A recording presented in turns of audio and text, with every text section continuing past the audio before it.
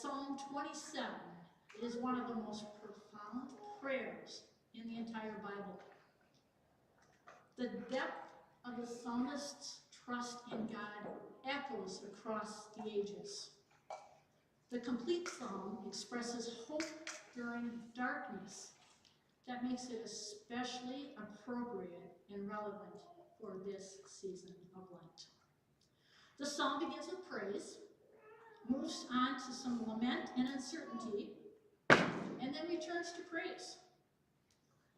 Beth Tanner, professor of Old Testament at New Brunswick Theological Seminary, says, Psalm 27 fits well with the gospel reading in Luke 13.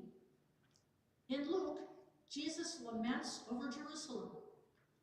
How often I have desired to gather your children together, as a hen gathers her brood under her wings, and you are not willing. The psalm is from one who desires that very place. For God will hide me in God's shelter in the day of trouble. God will conceal me under the cover of God's tent. Yet even as the psalmist pleads for God's help, there's an underlying concern, or maybe some spiritual anxiety, that God seems distant and maybe the connection's been broken. The Luke text demonstrates Jesus' resilience and resistance and the sorrow he expresses for the people of Jerusalem. Jennifer Mullen-Kavesh, in her February 2022 article in the Christian Century, says, when the Pharisees tell Jesus Herod is after him, Jesus tells them, send that fox a message. I'm kind of busy here, okay? Keep away from me. I've got things, I'm doing the work of healing, I'm casting out demons. I am focused on my mission. But he also laments over the people of Jerusalem, saying he wishes to gather them together, to protect them as a mother hen protects her brood. And you are not willing. While Jesus is resisting those in power, he is also experiencing resistance from the people of Jerusalem. Jesus wished that the people would have listened to his truth, a truth that promised life, drove out fear and uncertainty, and gave peace and mercy. Now, both texts take place during some pretty chaotic times. David, who wrote Psalm 27, and Jesus, as he set his face to Jerusalem, they were living in very difficult times. It seems as if everything around them was chaotic, and they both were threatened physically, emotionally, and spiritually by those in power. The Reverend Derek Weber, Director of Preaching Ministries for the United Methodist Church, puts it this way. The writer of Psalm 27 knows trouble, as does Jesus when he is confronted by the Pharisees, attempting to scare him into being quiet. At the very least, telling him to get out of town. Yet both the psalmist and Jesus do an odd thing when faced with these threats. They stay the course. They refuse to be swallowed up and swayed by fear. Instead, they root themselves in God, whose steadfast love conceals and protects, whose love keeps their heads above water.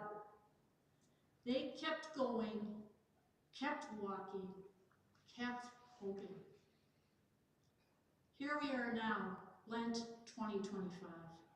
This is a hard season. This is a messy season. A season of lament, repentance, and repair. Now, I don't know about you, but I'm feeling a need this year, more than ever, to lament. We are also living in a time of chaos. Fear and anxiety permeate our lives. Those in positions of power want us to believe that safety, prosperity, and health belong to who they deem to be worthy. Harm is being perpetrated against the poor, the immigrants, the elderly, the veterans, the homeless, the disabled, marginalized communities, our national parks, the planet, and all the federal workers who are losing their jobs and livelihoods, just to name a few. Challenging these power brokers who hold these beliefs is often met with rhetoric that is demeaning and fans the flames of fear and hate. These same power brokers try to silence those who have the courage to call them out and speak truth to power. Yet Lent is not simply about lament, mourning our losses and bemoaning injustices and pleading for mercy and dealing with our fears and doubts. Diana Butler-Bass suggests that Lent is a time to spiritually, mentally, and communally regroup, a time of resilience and resistance. Oh, but wait a second. I have to go back to lamenting. I'm not quite ready to get there yet. I am already exhausted, afraid, and even traumatized by this current situation. Some days the uncertainty feels overwhelming. I find myself at the intersection of faith and doubt. It stops me in my tracks. How can I possibly keep going, keep moving, keep hoping? In her book, Have a Beautiful, Terrible Day, Kate Bowler states, as Christians, we are asked to keep going, keep walking, keep hoping.